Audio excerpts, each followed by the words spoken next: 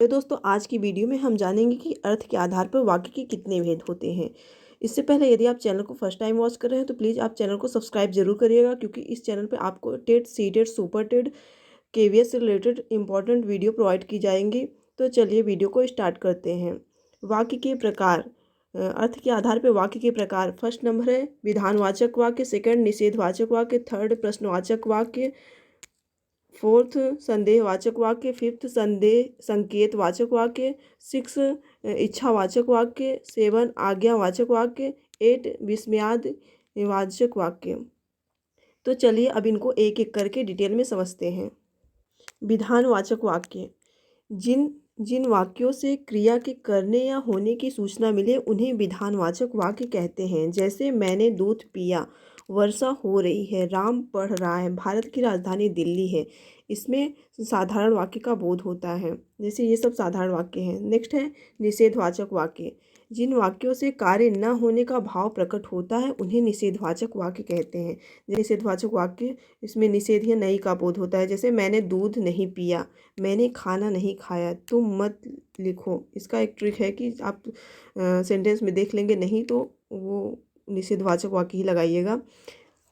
जिन वाक्य से आज्ञा, प्रार्थना, आदेश आदि का ज्ञान होता है उन्हें आज्ञावाचक वाक्य कहते हैं। जैसे बाजार जाकर फल ले आओ, मोहन तुम बैठ कर पढ़ो, बड़ों का सम्मान करो, कृपया शोर न मचाओ। आज्ञावाचक वाक्य, इसमें अक्सर लोग कंफ्यूज रहते हैं। एग्जाम में यदि क्वेश्चन आता है तो इसमें अक्सर लोग कंफ्यूज रहते हैं, क्योंकि इसमें आज्ञा के अलावा प्रार्थना, उपदेश आदि का बोध हो रहा है। लोगों को ये लगता है कि ये आज्ञावाचक वाक्य है तो इसमें सिर्फ आज्ञा का बोध होगा, लेकिन ऐसा नहीं है। इसमें आज्ञा, प्रार्थना, उपदेश तीनों का बोध होता है। जैसे कि बाजार जाकर फल ले आओ, इसमें आज्ञा का बोध हो रहा है। मोहन तुम बैठ कर पढ़ो, इसमें भी आज्ञा का बोध हो रहा है। बड़ों का सम्मान करो, इसमें उपदेश दिया जा रहा है। कृपया शोर न मचाओ, इसमें प्रार्थना का बोध हो रहा है।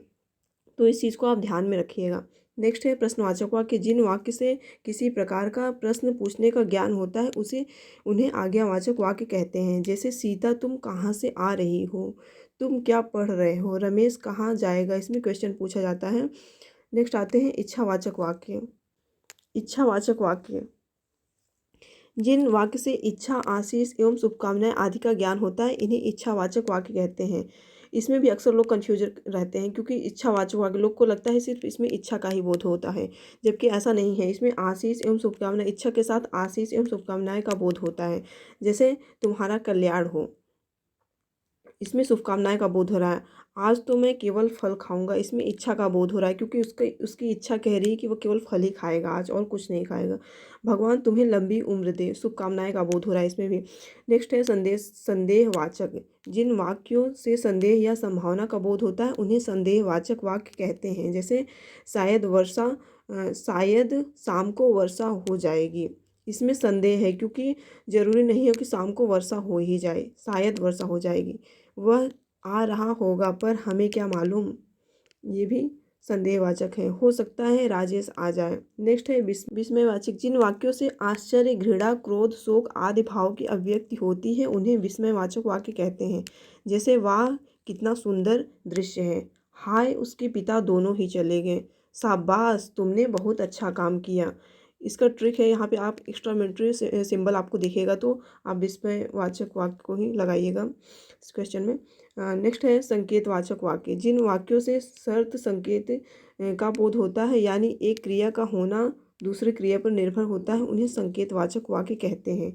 जैसे यदि परिश्रम करोगे तो अवश्य सफल होगे। यहाँ पे एक वाक्य है परिश्रम करोगे और दूसरा है अवश्य सफल होगे। तो एक दूसरे के ऊपर ये दोनों डिपेंड है, क्योंकि यदि परिश्रम करोगे तभी ही सफल होगे। दूसरा है पिताजी अभी आते तो अच्छा होता, अगर वर्षा होगी तो फसल भी होगी। इसका ये ट्रिक है कि इसमें यदि तो जरूर आएगा। जैसे यदि परिश्रम करोगे तो अवश्य सफल होगे, यहाँ पे यदि आ रहा है तो इसमें अक्सर यही आता है। तो आप इस चीज़ से इसको पहचान सकते हैं। अब चलिए कुछ क्वेश्चन को देख लेते हैं।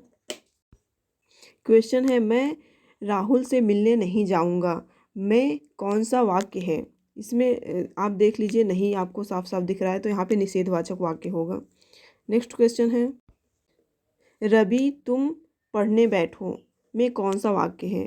तो इसमें आज्ञा का बोध हो रहा है, तो यहाँ पे आज्ञावाचक वाक्य है, क्योंकि उसको आज्ञा दे रहा है कि रवि तुम पढ़ने बैठो। नेक्स्ट है, ईश्वर करे आप हमेशा खुश रहें में कौन सा वाक्य है?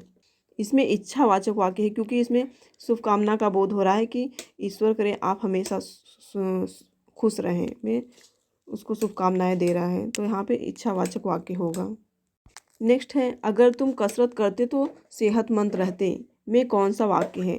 इसमें आप देख लीजिए, एक ट्रिक मैं आप लोग को बताई थी कि यदि और तो यदि की जगह यहाँ पे अगर आया है, अगर तो यहाँ पे अगर तुम कसरत करते तो सेहतमंद रहते, एक क्रिया दूसरी क्रिया, दो कार्य हो रहा है, एक दूसरे पे डिपेंड है, तो अगर कसरत करते तो ही सेहतमंद रहते। संकेतवाचक वाक्य होगा इसमें, यही सही होगा। वीडियो आपको थोड़ी भी हेल्पफुल लगी हो तो प्लीज़ चैनल को लाइक शेयर एंड सब्सक्राइब जरूर करिएगा। मिलते हैं नेक्स्ट वीडियो में, तब तक के लिए स्वस्थ रहिए, मस्त रहिए और पढ़ते रहिए।